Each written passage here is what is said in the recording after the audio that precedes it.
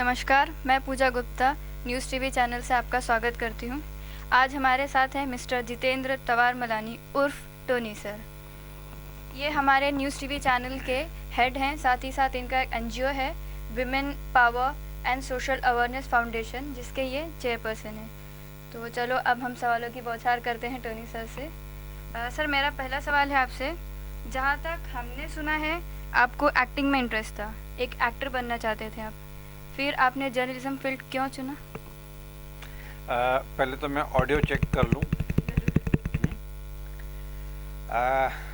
आपने सवाल तो वन लाइनर पूछा, लेकिन इसका जवाब है ना बहुत लंबा जाएगा, इंटरव्यू बहुत लंबा खींचेगा, तो मैं कोशिश करूँगा इसको ट्रिम करने के लिए। लेकिन कहीं ना कहीं फ्लो में अगर चला गया तो आप मुझे रोक एंड टोक देना, इतनी अथॉरिटी आपके पास है।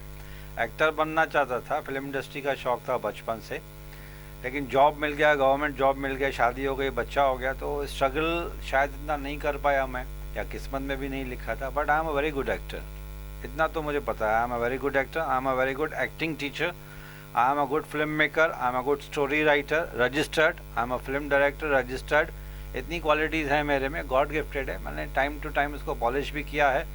एक्टिंग में मैं कुछ कर नहीं पाया क्योंकि चांस नहीं मिला। मैं रहता था उल्लासनगर में, born and brought up in Ulhasnagar. 20 years back I shifted to Vashi. तो आप इमेजिन कीजिए कि एक लड़का जो जॉब भी कर रहा है गवर्नमेंट का, प्लस शादी भी हो गई, बेटा भी हो गया, तो सब छोड़ छाड़ के मैं स्ट्रगल करूं। वहाँ पे की थी स्ट्रगल, लेकिन बात नहीं बनी।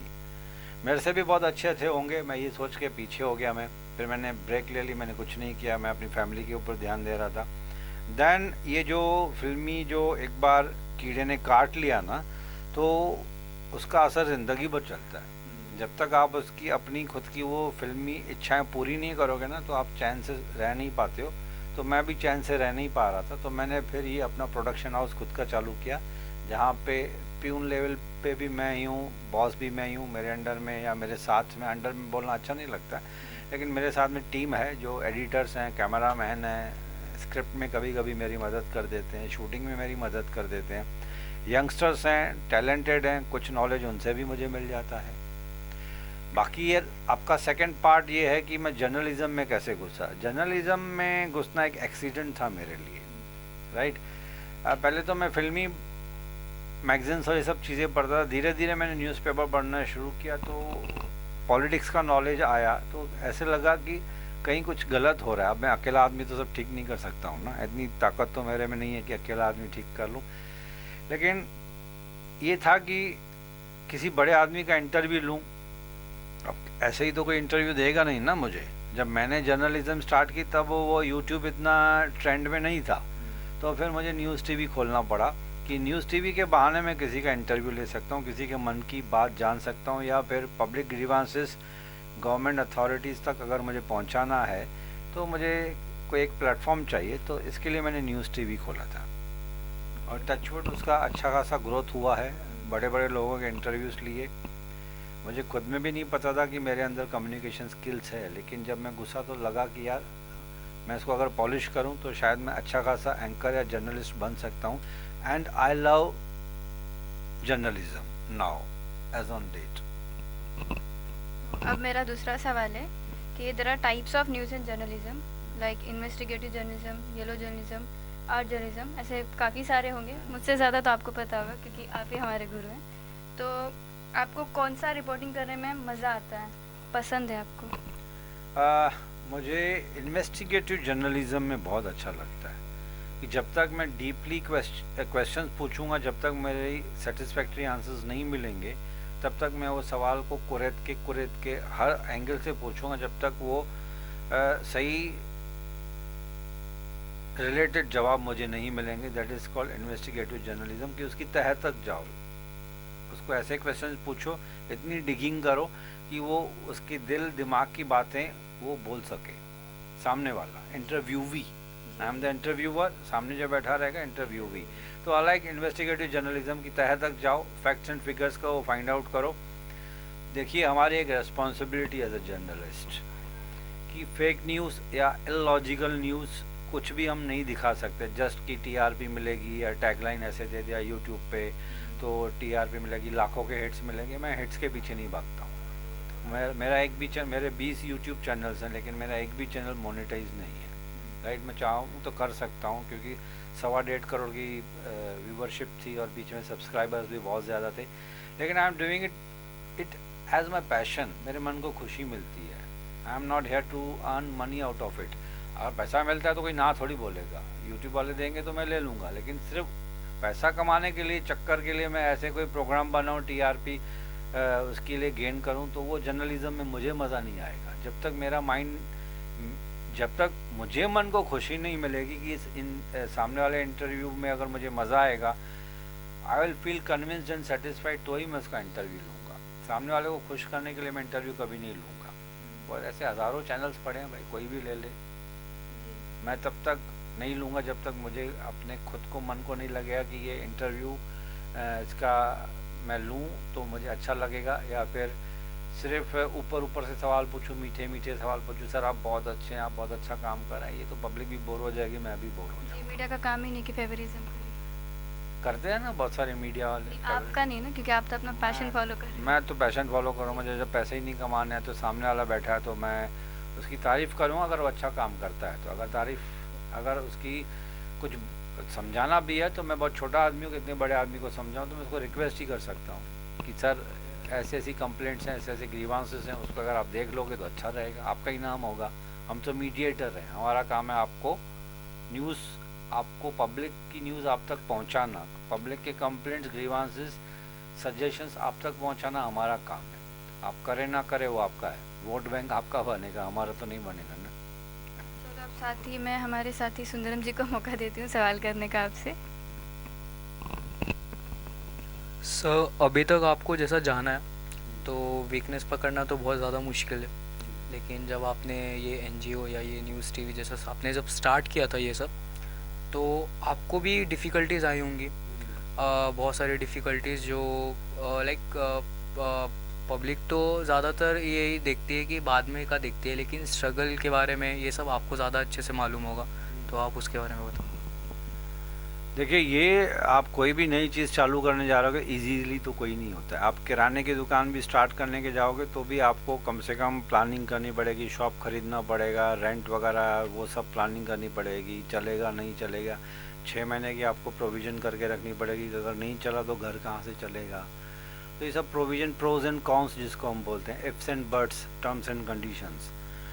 तो ये जब आपके दिल और दिमाग में एक पैशन आ जाता है ना, जब, जिसको हम इंग्लिश में ज़ील बोलते हैं, ZEAL, हिंदी में बोलेंगे जोशे जुनून।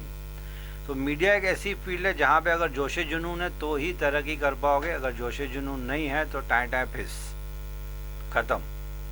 कुछ लोग हैं 60-70% सिर्फ खुद को स्क्रीन पे देखने के लिए मीडिया ज्वाइन करते हैं, राइट। तो आपने देखा कि there are good actors, there are bad actors, there are good journalists, there are bad journalists. Some journalists believe in fake news. कुछ जर्नलिस्ट इतने भी अच्छे हैं कि हमको उनसे सीखने का मौका मिल रहा है। ऐसे बहुत अच्छे अच्छे जर्नलिस्ट हैं। आप रजत शर्मा को देख लीजिए, कितना प्यार से डिप्लोमेटिकली सवाल पूछते हैं, जवाब नहीं मिलता तो घुमा फिरा के वही सवाल, लेकिन वो छोड़ते नहीं है, सामने वाला उनको जवाब देना ही पड़ता है। तो दिस इज़ ऑल्सो जर्नलिज्म। तो कितना कुछ सीखने को मिलता है। कुछ लोग जर्नलिस्ट हैं, चिल्ला चिल्ला के बात करते हैं, अपना रौब दिखाते हैं, वो थोड़ी ना करना है। सामने वाला भी पॉलिटिशियन है, बड़ी पोस्ट है, पुलिस कमिश्नर है, बड़ी पोस्ट है। हमारी ड्यूटी है जर्नलिस्ट की उनकी रेस्पेक्ट करना, उनकी ड्यूटी है मीडिया की रेस्पेक्ट करना। ये गिव एंड टेक होता है। अब रहा सवाल, तकलीफ़ें तो मुझे भी आई थी, सपोर्ट कहीं से नहीं था, ना फिनेंशियल सपोर्ट था, ना मॉरल सपोर्ट था। नॉलेज भी धीरे धीरे आया, थोड़ा नॉलेज था, बट जोशे जुनून बहुत था। विल पावर मेरे में बहुत है, ये गॉड गिफ्टेड है। बिना विल पावर के मीडिया का प्रोडक्शन हाउस खोलना it's not possible unless you are bestowed by the nature, by the god, the commendable will power, जो कि शायद मेरे में था। इसके लिए मैंने अकेले अपने दम पे न्यूज़ टीवी खोला, प्रोडक्शन हाउस खोला, जर्नलिज्म सिखाता हूँ मैं अभी। तो ये सब विल पावर ही है। और फिर किस्मत ने भी साथ दिया यार। सपोर्ट तो आप जैसे लोग हैं जो सपोर्ट करते हैं। आज आप मेरा इंटरव्यू ले रहे हैं तो 5% लायक समझा आप लोगों ने मुझे, तो मेरा इंटरव्यू ले रहे हैं। तो हर चीज़ में विल पावर चाहिए, मीडिया में कुछ ज़्यादा ही विल पावर चाहिए और पेशेंस। मैं एक बात बोलूँगा, जिसमें पेशेंस नहीं है वो मीडिया फील्ड ज्वाइन ही ना करे। फिर आप कहीं और जाके जॉब कर लो, डॉक्टर बन जाओ, इंजीनियर बन जाओ। मीडिया एक ऐसी फील्ड है जो आपको पैसा, फेम, नाम सब कुछ देगी, साथ में स्ट्रेस एंड डिप्रेशन भी बहुत देती है। लोग पसंद भी करेंगे तो क्रिटिसाइज भी करेंगे, तारीफ भी करेंगे, तालियां भी बजाएंगे तो गालियां भी देंगे। तो be prepared mentally for each and every ups and downs. जोश जुनून, विल पावर है तो मीडिया ज्वाइन करो, नहीं तो घुसो ही मत इसमें।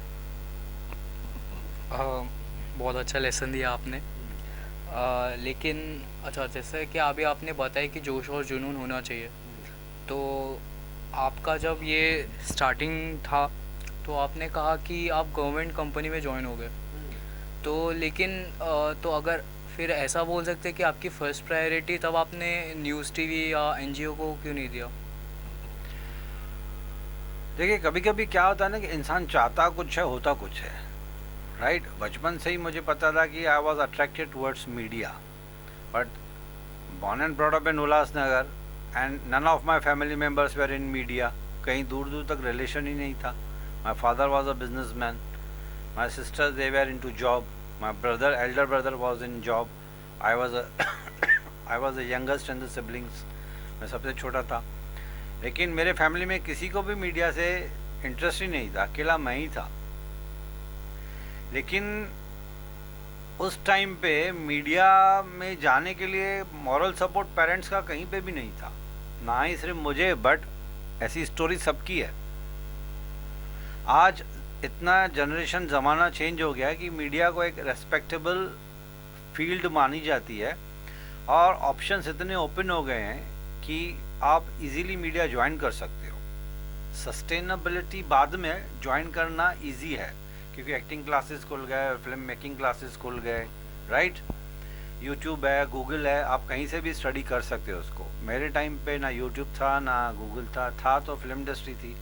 लेकिन मैं तो जॉब में लग गया था और गवर्नमेंट जॉब मिल जाना मतलब स्वर्ग मिल जाना, ऐसे माना जाता था। आज भी, उस टाइम पे तो बहुत ज़्यादा था कि गवर्नमेंट जॉब मिल गया, अच्छा तो घर वाले खुश हो गए, नाना नानी दादा दादी जो भी थे सब खुश हो गए। इसके बाद फिर वो जैसे इंडियन ट्रेंड होता है कि भाई अभी लड़के को जॉब मिल गया तो अभी लड़की देखना शुरू कर दो, फिर शादी हो गई।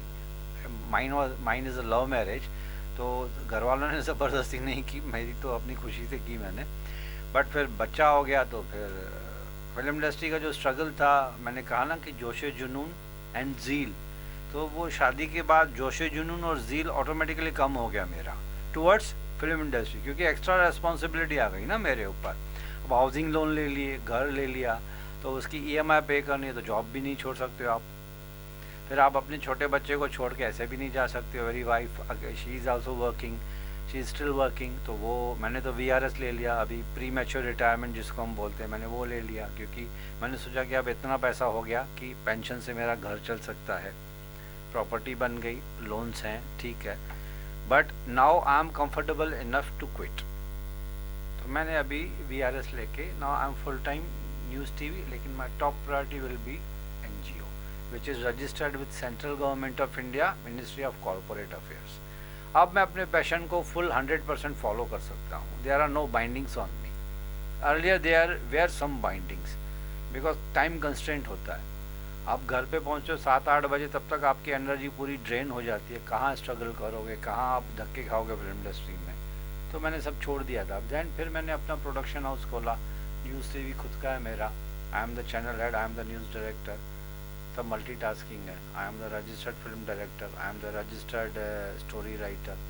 फिर टीम है मेरे साथ में, बहुत सारे लोग काम कर रहे हैं। एनजीओ खोला जो रजिस्टर्ड है, धीरे धीरे टीम बनती जाएगी, अच्छे काम करेंगे मिलके।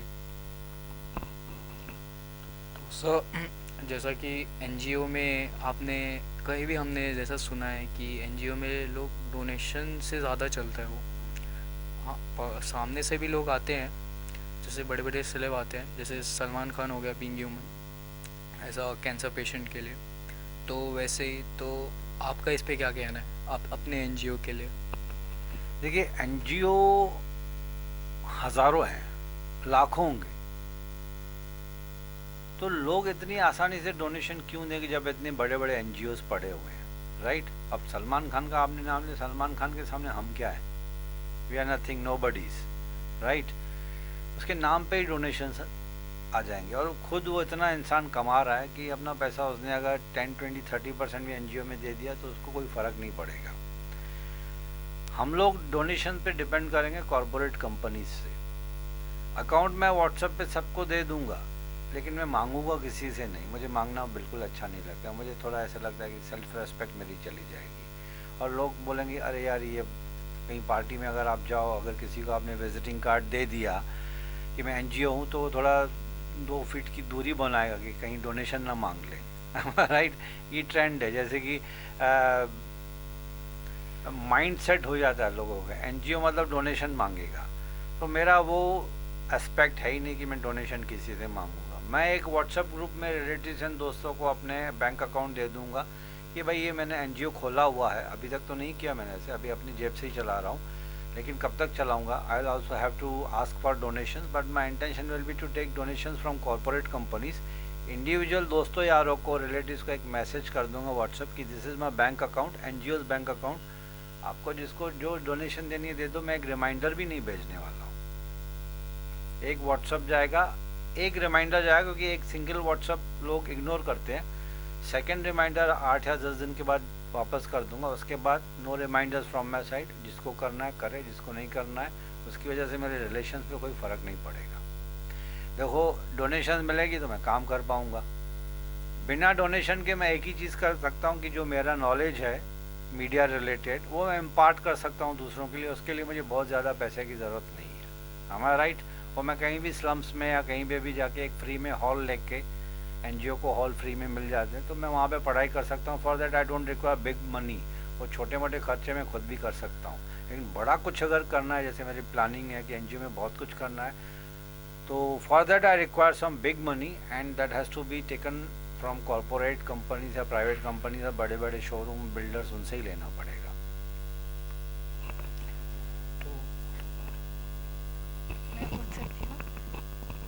एज यू सेड कि आपको इन्वेस्टिगेटिव रिपोर्टिंग करना पसंद है, तो ऐसे इन्वेस्टिगेटिव आपने कितने इन्वेस्टिगेट किए?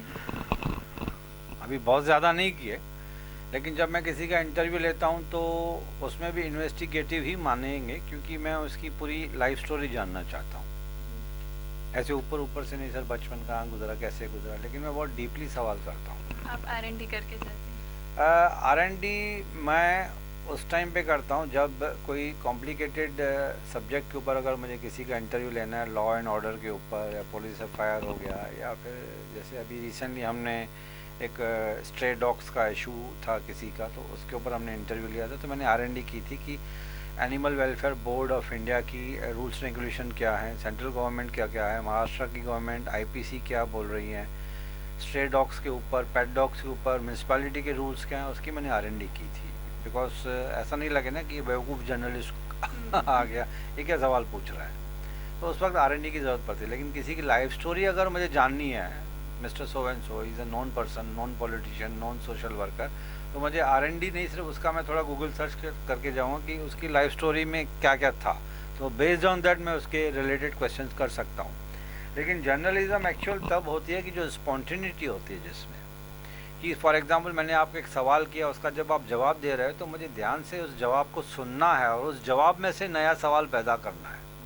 That is journalism. रटा रटाया क्वेश्चन तो एक 10 साल के लड़के को भी आप दे दोगे तो वो भी पूछ लेता है। That is not journalism. Journalism is to hear, listen and make questions from your answers. Your मतलब इंटरव्यूवीज आंसर, हमारा राइट, तो उसको जर्नलिज्म बोलते हैं। सेकंड इज इन्वेस्टिगेटिव जर्नलिज्म, तह तक जाओ, डीपली उसको इन्वेस्टिगेट करो, R&D करो, आसपास के लोगों से पूछताछ करो, पुलिस से कांटेक्ट करो, गवर्नमेंट ऑफिस के कांटेक्ट करो, एग्जैक्ट क्या हुआ था, क्यों हुआ था, कैसे हुआ, बराबर है। ऐसे ही बोलोगे भाई एक सुनने में आया कि सो and so sector, so and so area में एक मर्डर हो गया, एक लड़की ने किसी की जान ले ली और वो लाश मिली पुलिस को, पुलिस वाले आए, एम्बुलेंस आई, वो लाश को पोस्टमार्टम में लेके चले गए, मैं so and so Puja news TV channel से बोल रही हूँ। This is not journalism, this is just conveying news to them. जो कि व्हाट्सएप पे पहले ही लॉकडाउन में बता दिया है ना। आपको देखना है कि वो लड़की का मर्डर हुआ, क्यों हुआ, कैसे हुआ, कितने बजे हुआ, किसने किया। अब ये तो पता नहीं किसने किया, लेकिन चाकू से हुआ, पिस्टल से हुआ, कैसे हुआ, ट्रक से कुचला, कार से कुचला, ऊपर से फेंक दिया, कैसे हुआ मर्डर। इसके बाद फिर कंसर्न पुलिस स्टेशन में जाके पूछना है कि इसकी पोस्टमार्टम रिपोर्ट में क्या हुआ। उसी से कॉज ऑफ डेथ का पता चलता है ना। पोस्टमार्टम रिपोर्ट से कॉज, टाइम पता चलेगा, डेट पता चलेगी, कितने दिन पहले हुआ, time. Cause of death is the main thing जो पोस्टमार्टम से पता चलता है, राइट। फिर आप पुलिस वालों से सवाल करेंगे रेस्पेक्टफुली, क्योंकि वो भी पुलिस वाले, उनके पास अथॉरिटी है, वो आपको ना भी बोल सकते हैं कि नो कमेंट्स। प्रेस कॉन्फ्रेंस बुलाएंगे, उस वक्त हम जवाब दे देंगे। एक एक थोड़ी ना जर्नलिस्ट को अलग अलग जवाब देंगे। हमारे जैसे तो बहुत सारे जर्नलिस्ट हैं, सब जाके अगर इंडिविजुअल सवाल पूछने लगे तो पुलिस वाले बेचारे काम कब करेंगे, वो भी परेशान हो जाएंगे। तो इसके लिए वो लोग प्रेस कॉन्फ्रेंस बुलाते हैं, उसमें वो एक प्रेस नोट होता है और एक कॉमन सबको बता देते हैं कि ऐसे ऐसे हमने इन्वेस्टिगेशन की थी, ये रिजल्ट्स आ गई, राइट। अब अगर अलग से आपको जर्नलिज्म का बहुत घुसना है उसमें, तो आप अड़ोस पड़ोस से इंटरव्यू ले सकते हैं, उनसे बाइट्स ले सकते हैं कि आपको थोड़ा कुछ जानकारी है क्या, कि ये शक है किसके ऊपर, कि किसने किया होगा इसका मर्डर, क्यों किया होगा, कैसे किस्म का वो इंसान, वो नेचर था, क्या दुश्मनी थी उसके साथ। तो 50 लोगों से बाइट लेने की कोशिश करोगे तो 5 लोग सिर्फ बोलेंगे, क्योंकि हर कोई टीवी पे कैमरा में बोलना नहीं चाहता है। तो इन्वेस्टिगेटिव जर्नलिज्म में मज़ा भी बहुत होता है, लेकिन मेहनत बहुत लगती है। बट अगर आपको वो दिमाग में है ऐसा कि नहीं इन्वेस्टिगेटिव जर्नलिज्म करनी है, तो you have to well prepared कि 50 लोगों से बाइट्स लेने की कोशिश करोगे तो सिर्फ 5 लोग ही आपको जवाब देंगे। हो सकता है 5 से भी कम मिले कभी कभी। तो मेहनत बहुत है, हद से ज़्यादा है इन्वेस्टिगेटिव जर्नलिज्म। ऊपर ऊपर की जर्नलिस्ट बननी है, गूगल की एक पेज निकाली, एक इंडिया टीवी का निकाला, एक टाइम्स ऑफ इंडिया का निकाला, उसकी रिपोर्ट बनाई, कैमरा ऑन की, मोबाइल ऑन किया, बोल दिया, हो गई जर्नलिज्म। और डिपेंड्स, हर एक का अपना अपना तरीका होता है किसको डीप। मुझे इन्वेस्टिगेटिव जर्नलिज्म में मज़ा आता है। इंटरव्यू लूँगा तो दिल से लूँगा, डीपली लूँगा। सामने वाला जवाब नहीं देगा तो घुमा फिरा के क्वेश्चन करूँगा। अब कोई इंसान मन में ये बैठ के ही बैठा है कि नहीं भाई कुछ भी बोलो, जवाब ही नहीं दूंगा, तो आपकी जर्नलिज्म वहाँ पे फेल हो जाती है, आप कितनी भी कोशिश करो तो। और ऐसा होता भी है, हमेशा सक्सेस तो मिलती नहीं है ना। अब ये मेरा आखिरी सवाल है। जैसे कि सुंदरम ने कहा था, तो मीन्स क्वेश्चन किया था, तो आपने उसका जवाब दिया था कि मीडिया में स्ट्रेस भी होता है, तो जाहिर है आपको भी हुआ होगा। तो कभी ऐसा दिन है कि आपको इतना स्ट्रेस हुआ था, मीन्स रिलीफ पाने के लिए आपने क्या रास्ता चुना? जैसे कि आजकल के लोग तो अल्कोहल ड्रिंक्स का रास्ता चुनते, आप क्या कौन सा रास्ता चुन के उस गली से बाहर निकले थे? देखो, सुबह उठ के मैं कम से कम 10 पैक्स अल्कोहल के पीता हूँ, राइट। और 40-50 सिगरेट्स के पैक्स स्मोक करता हूँ। रात को सोते वक्त चरस, गांजा, हीरोइन सब लेता हूँ, बराबर है। ये मैं मजाक कर रहा हूँ यार, ऐसे नहीं सब पीछे पुलिस वाले बढ़ जाए मेरे। स्ट्रेस और डिप्रेशन तब होता है ना जब आप मेंटली प्रिपेयर्ड नहीं होते हो। मैं पहले से ही मेंटली 90% नेगेटिव सोच के जाता हूँ कि आज ये इंटरव्यू मेरे को नहीं मिलेगा। मिला तो मेरे लिए बोनस, क्योंकि मैं बड़े आदमी का इंटरव्यू लेने जा रहा हूँ। बड़ा आदमी मतलब politician, social worker, police commissioner, तो बढ़ने चल वो इतने बिजी लोग हैं कि कभी कभी ऐसे भी होता है कि मुझे ये मालूम होता है और मैं टीम को बता के भी चलता हूँ कि भाई इतनी हाईली एक्साइटमेंट अच्छी है, लेकिन ये भी मन में सोचो कि हो सकता है इंटरव्यू आज मिले ही नहीं। तो निराश नहीं होना है। अंदर से मैं निराश होता हूँ, लेकिन अगर मैं ही निराश हो जाऊँगा तो मेरी टीम और डिप्रेशन में चली जाएगी। तो ये मैं जब मान के चलता हूँ कि हो सकता है मुझे इंटरव्यू ना मिले, या फिर हो सकता है मुझे 3, 4, 5 घंटे अपने ऑफिस में वो पॉलिटिशियन मुझे वेट भी करवाए। कोई जानबूझ के वेट नहीं करवाएगा, लेकिन वो बिजी है यार, he is a big politician, तभी तो मैं उसका इंटरव्यू लेने जा रहा हूँ ना। तो वो बिजी है, मेरे जैसे उसके बहुत सारे लोग आते हैं उसके पास इंटरव्यू लेने के लिए, तो उसके लिए तो एक कॉमन सी चीज़ है इंटरव्यू कि ठीक है। लेकिन डिप्रेशन और स्ट्रेस होता है, ऐसा नहीं है, मुझे भी होता है, लेकिन उसका एक अलग ही तरीका है कि आप अपने माइंड को कुछ ऐसे एक्टिविटीज़ में डाल दो जहाँ पे आपको मज़ा आ जाए। और मैं आपको पहले ही बोल रहा हूँ कि मैं ये पैसा कमाने के लिए एनजीओ नहीं खोला है मैंने, ना ही पैसा कमाने के लिए मैंने न्यूज़ टीवी खोला है। तो स्ट्रेस और डिप्रेशन तब होगा जब मैं ये सोचूंगा अरे यार इतना बड़ा इंटरव्यू आज मेरा मिस हो गया, लाखों के व्यूज़ मिलते तो यूट्यूब से मोनेटाइज चैनल है मेरा तो उसमें सारे पैसे मिलते मेरे को, वो तो है ही नहीं, है ना। ज़्यादा ज़्यादा मेरे को निराशा होगी, आज इंटरव्यू नहीं मिला, जो अच्छे खासे आदमी का इंटरव्यू मिलना था आज नहीं मिला, वो थोड़ी सी निराशा हो सकती है। लेकिन उसकी वजह से स्ट्रेस या डिप्रेशन नहीं है मुझे, मतलब पर्टिकुलरली ये सोच के मेरे को स्ट्रेस और डिप्रेशन नहीं होगा, होना भी नहीं चाहिए, क्योंकि मैं बहुत ज़्यादा एक्सपेक्टेशन नहीं रखता हूँ सामने वाले से। दिया उसने इंटरव्यू तो I am thankful to him और हर, नहीं दिया तो होगी उसकी कोई मजबूरी, है ना, होगी उसकी कोई मजबूरी। यूं जान कर तो कोई बेवफा नहीं होता ना, है ना। तो यही है, बस मज़ा आना चाहिए और कुछ नहीं है। मीडिया ऐसी फील्ड है जो मज़ा आना चाहिए। पैसा आ रहा है अच्छी बात है, पैसे को कोई ना थोड़ी बोलता है, आती हुई लक्ष्मी को ना कौन बोलेगा, है ना।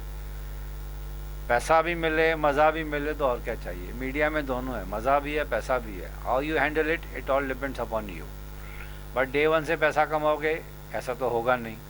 स्ट्रगल करो, मेहनत करो, काबिल बनो, नॉलेज गेन करो। जर्नलिस्ट मतलब नॉलेज गेन करो।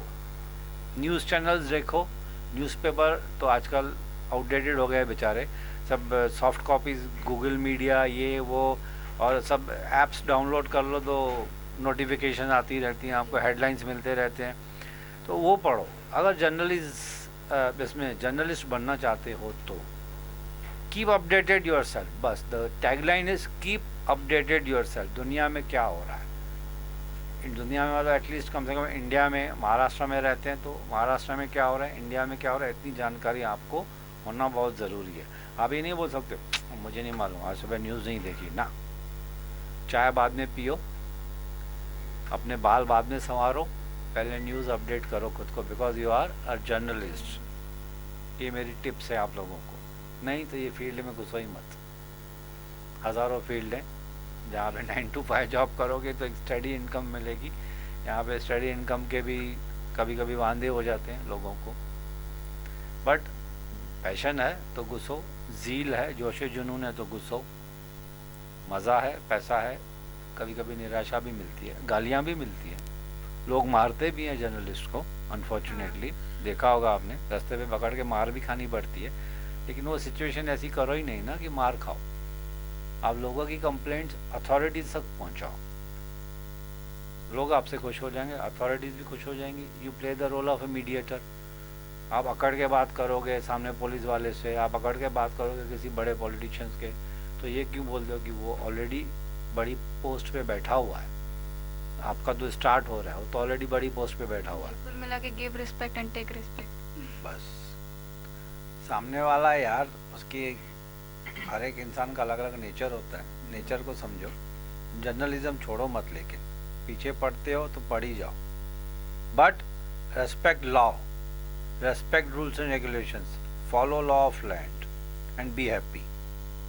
ऐसा नहीं है कि मेरे गाड़ी पे न्यूज़ टीवी है तो मैं कुछ भी रूल्स एंड रेगुलेशन तोड़ के चला जाऊंगा, वो गलत हो जाता है। That is misuse of powers, जिसको इंग्लिश में बोलेंगे abusing the official powers vested to the chair.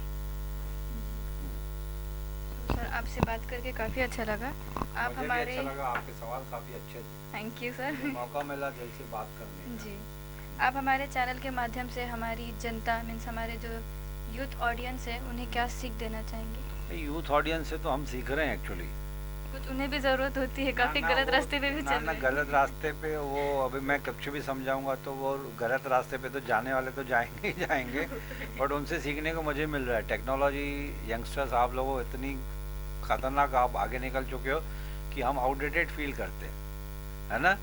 Mobile, computer, laptops, Instagram, पता नहीं क्या क्या, आप लोग बहुत आगे निकल चुके हो।